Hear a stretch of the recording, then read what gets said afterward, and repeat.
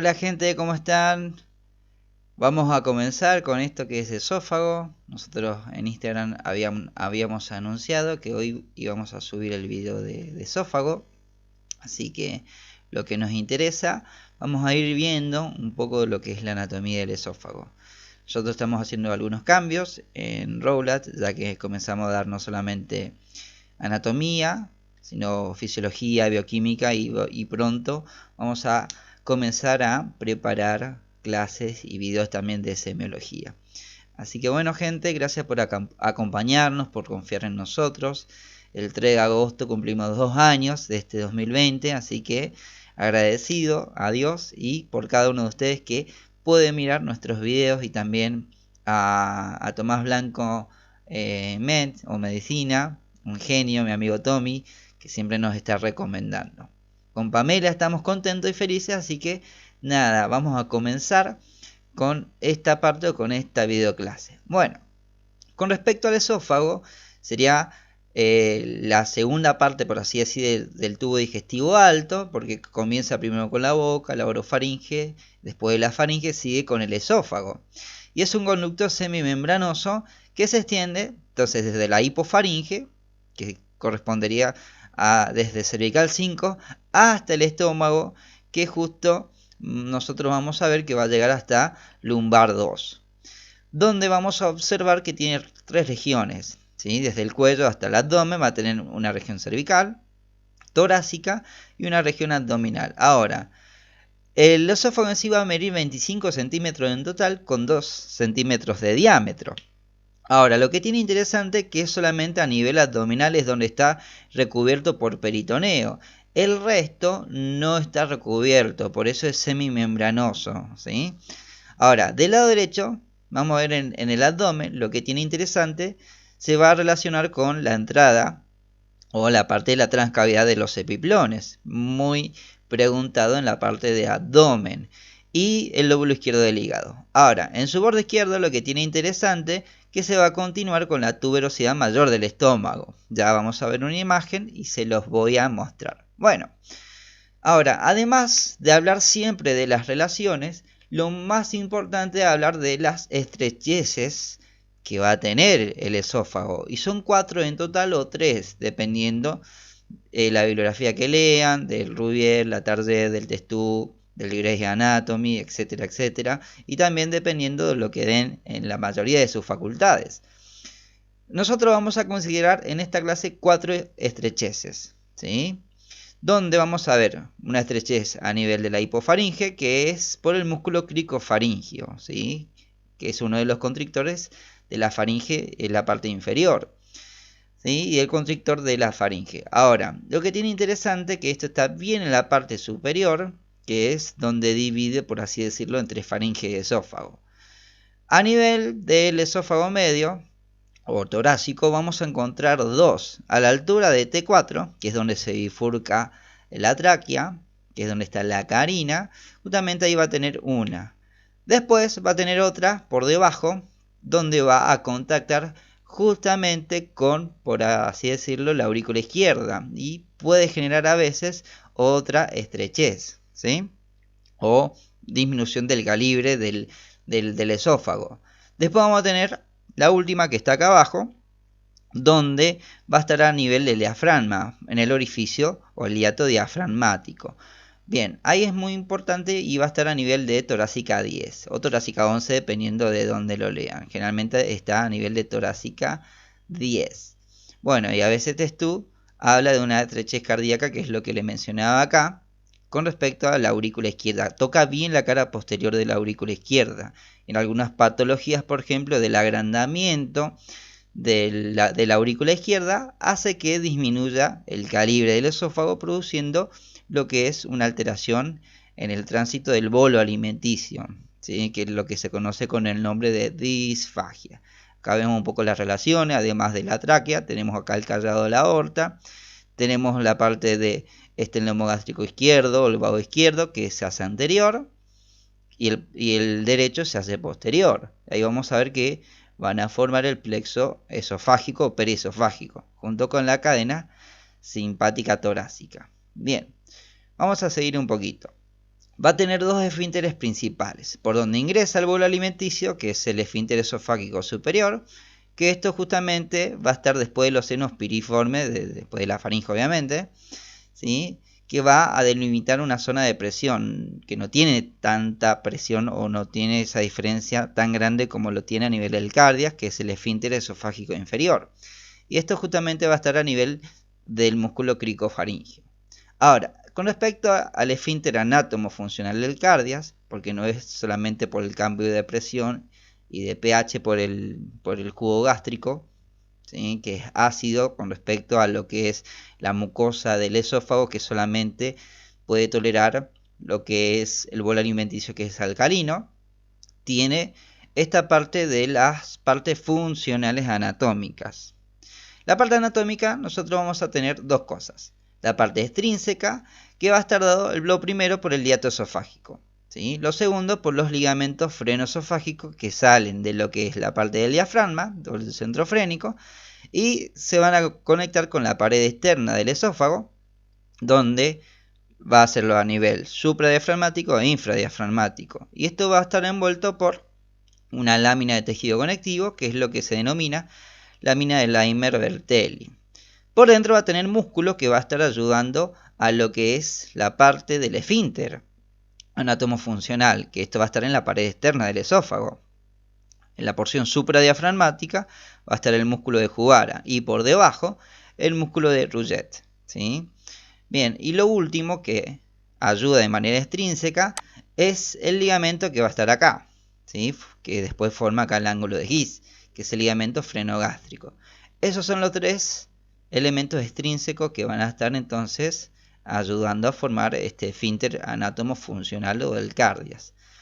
De manera intrínseca o por dentro, vamos a ver esto que es el ángulo de His, provocado por la fijación de la tuberosidad mayor del estómago, ¿sí? Y de ahí vamos a ver que se forma un ángulo cerrado entre el cardias y la tuberosidad mayor. En esto va a formar lo que es el repliegue de los músculos, lo que es la famosa corbata suiza, ¿sí? O del asa de Willis o collar Helvetius, ¿sí? Se conoce como más que nada corbata suiza. Si uno corta acá en esta parte, se ven los músculos circulares con los longitudinales o oblicuos que tiene. En esta parte, si uno corta de manera transversal, abre la cara anterior y abre la cara posterior, y va a ver como si fuera una corbata de moño. Esa es la famosa corbata suiza. Después, por dentro, va a haber un repliegue. Ya les voy a mostrar en una imagen de una endoscopía. La válvula de Gubarov, ¿sí? Y lo otro que tenemos acá es el cambio de epitelio entre el esófago y el estómago, o el cardia más precisamente. Bien, como para resumir, los componentes de la corbata suiza son la musculatura oblicua, por los músculos que va a tener, el ángulo de His principalmente, el ligamento frenoesofágico, que es el que va a formar el ángulo de His, la válvula de Gubarov y el cambio de epitelio, ¿sí? Que esto que va a estar así en zigzag, ¿sí? O como dice acá, gastroesophageal junctions, ¿sí? Pésimo mi inglés, tengo que aprender mejor. Bien, eso con respecto a las estrecheces y los esfínteres. Vamos a hablar un poco de la irrigación y por último las relaciones que tiene el esófago. Con respecto a la irrigación, se dice que es prestada, ¿sí?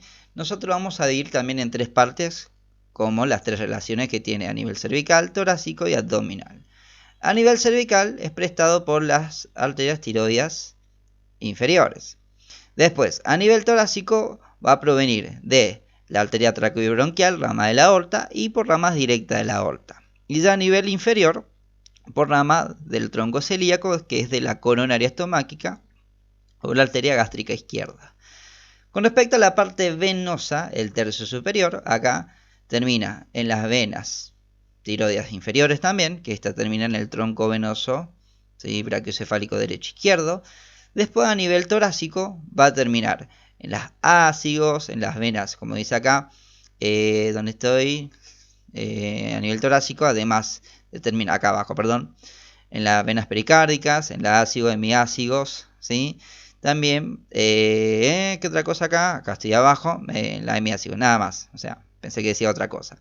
Pero principalmente acá en la hemíácigos y la hemiácigos izquierdas. Después, a nivel inferior, va a terminar en esto que es la coronaria estomáquica, las venas esofágicas inferiores que terminan en la porta.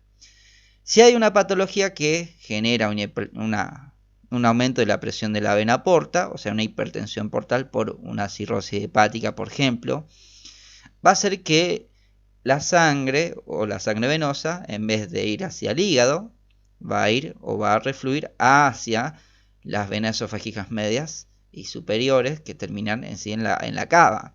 ¿Sí? Esto se conoce como anastomosis portocava. Es una de las anastomosis que tiene. Ahora, lo que tiene interesante es que se dilatan tanto las venas por esta presión aumentada que tienen. No solamente va a producir la dilatación de las venas esofágicas inferiores, sino una esplenomegalia. Así es como uno se da cuenta que hay una hipertensión portal a nivel ecográfico o a nivel endoscópico, o también por el aumento del diámetro, el calibre de la vena porta. Ahora, lo que tiene interesante es que si esto se llega a romper las venas esofágicas inferiores, porque están muy grandes, están muy dilatadas, formando esas varices esofágicas, produce una hemorragia digestiva alta de manera cataclísmica, donde tiene una alta tasa de mortalidad. Si no se trata rápido, se muere el paciente. Y esto yo lo vi bastante feo, pero bueno. Justo en mi primer día de guardia en la terapia intensiva, yo entré a las 8 de la mañana, 8 y 5, entró un paciente con hemorragia digestiva alta, entró un paro y a los 10 minutos se murió. Así que esa fue mi primera experiencia como en una guardia de terapia intensiva. Bueno, vamos a hablar un poco de las relaciones ahora. A nivel traqueal, no traqueal, perdón, a nivel cervical, vamos a ver que va a estar rodeado por esta vaina célula adiposa o adventicia peresofágica, ¿sí? A lo que se agrega después en el abdomen el peritoneo. Ahora, por delante va a tener esto que es la tráquea, junto con lo que es el surco tráqueo-esofágico, que es por donde va en los nervios laringeos recurrentes. Lo otro que va a estar hacia adelante va a ser la glándula tiroides con las paratiroides.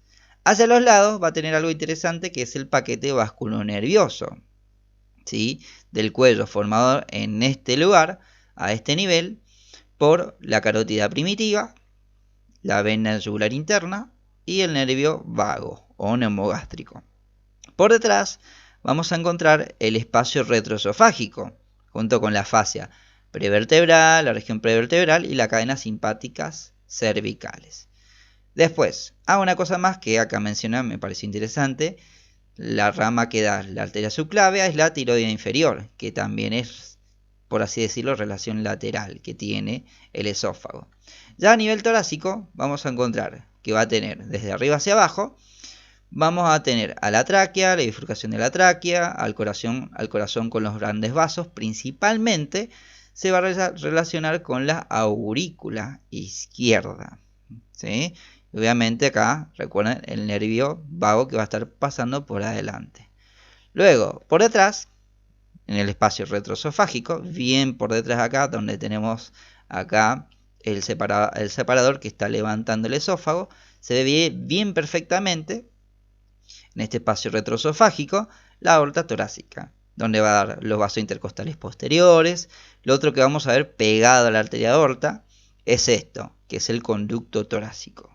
Por el conducto torácico tenemos esto que es la vena ácigos, ¿sí? Recibiendo acá la vena intercostales o el drenaje de todo el tórax, ¿sí? Bien, y obviamente el tronco vagal posterior, como dice acá, el anterior pasa por delante.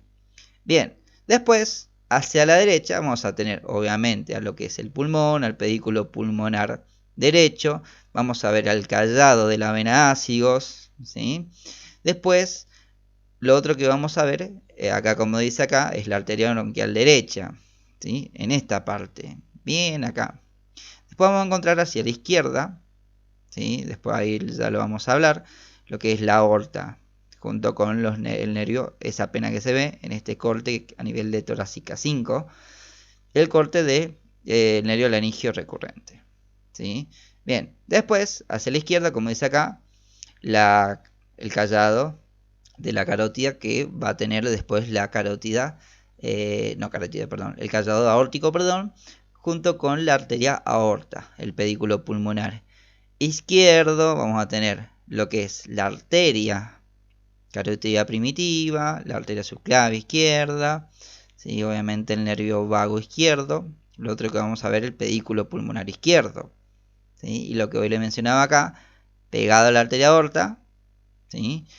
Va a ir por el centro acá, entre el surco traqueoesofágico, más arriba después, el nervio laríngeo recurrente izquierdo. Bien. A nivel abdominal, quiero que vean esto antes de ver las relaciones. Lo que tiene interesante es esto, que esto es la válvula de Gubarov. Quiero que lo vean bien. Bueno, al pasar por el diafragma, recuerden que pasa junto, o por el hiato esofágico en el diafragma, pasa junto con los nervios vagos, ¿sí? Por delante y por detrás. Después tenemos lo que hablábamos hoy, ligamento frenoesofágico, gastroesofágico. Después vamos a ver que obviamente ese ligamento frenoesofágico depende, como dice acá, de la fascia transversalis, ¿sí? Que está por detrás, por delante del peritoneo, lo que impide justamente el reflujo gastroesofágico. Y justamente acá vamos a tener al cardias principalmente. Recuerden esto, el cardias que se produce por el ligamento gastrofrénico va a formar este ángulo donde va a estar la corbata suiza y por dentro va a estar el repliegue de la mucosa gástrica que va a formar la válvula de Gubarov, que también junto al ligamento frenoesofágico, este que está acá, impide entonces el reflujo gastroesofágico. Ahora, adelante va a tener como relaciones directas el peritoneo o el epiplón menor, junto con el lóbulo izquierdo del hígado. Vamos a tener acá otro espacio topográfico, que es donde está el techo gástrico del estómago, que es el espacio de Traube, muy importante en la semiología, ¿sí? Después, a la derecha vamos a tener esto, que es el vestíbulo de la transcavidad de los epiplones, junto con, por encima, el lóbulo caudado de Spiegel. A la izquierda, como dice acá, vamos a tener el ángulo de His, bien acá marcado. Por detrás, sacando el esófago, vamos a encontrar esto, que es la parte retroperitoneal, ¿sí? Donde se relaciona con esto que dice la crura diafragmática, donde son la aponeosis y los pilares del diafragma. Ahí vamos a tener la aorta, el tronco celíaco, que se divide en la arteria hepática común, esplénica, y la coronaria estomáquica. Lo otro que vamos a encontrar en esta parte posterior va a ser lo que es el plexo celíaco, parte del plexo solar, que son los ganglios celíacos que inervan a todos los órganos que irriga también lo que es el tronco celíaco. Bien, eso es todo, no más gente, no quiero torturarles más con esófago, lo más importante lo vimos. Espero que les gusten las clases, muchas gracias por siempre estar en contacto con nosotros vía Facebook, en el Instagram. Suscríbanse al canal, vamos a seguir subiendo más videos, lo que ustedes nos pidan, vamos a compartirles. Así que nada más, que tengan un lindo día, disfruten y bueno, cuídense con esto de la pandemia. Así que bueno, uno tiene que aprender a convivir, ¿sí? Y como futuros profesionales, obviamente seguir capacitándonos todo el tiempo. Rowlatt Anatomía, ¿sí? En este caso cambiamos ya a Rowlatt Academia, todavía no me acostumbro porque son varias materias. Los saludamos, ¿sí? Los saluda Jonathan Villordo, que tengan un lindo día.